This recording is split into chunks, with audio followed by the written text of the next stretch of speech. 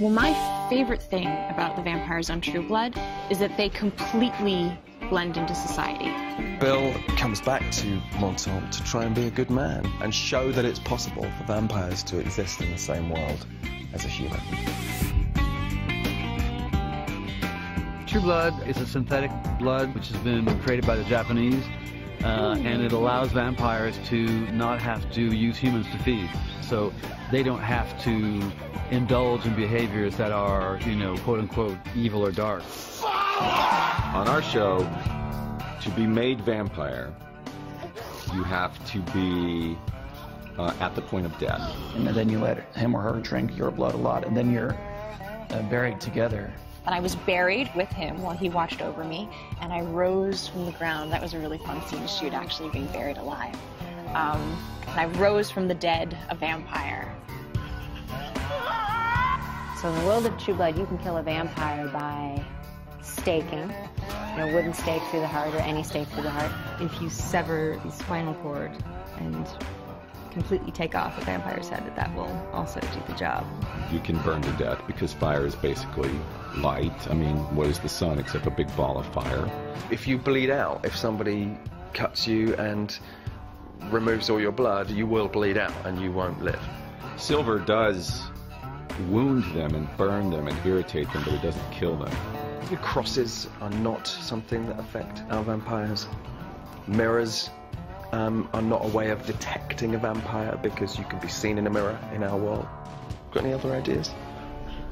The vampire gets stronger with age, and I think the powers increase, and also new powers come into play the older you get. Flying, for instance. They also can put you in a trance just by looking at you.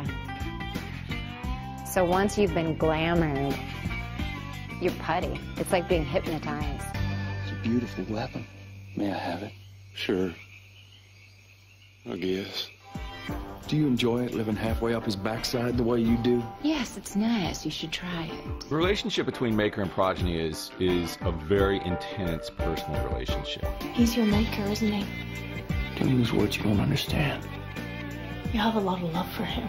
I really think to Pam, Eric is everything. It's this father-daughter relationship, but also best friend. The maker would have a sensitivity to his child, be able to sense where they are, possibly what they're thinking. And that connection is very strong between the maker and his child. I won't let you die alone. Yes, you will. A maker has the ability to say to his or her progeny, as your maker, I command you, and they have to do it. Jessica, let him go! But as your maker, I command you!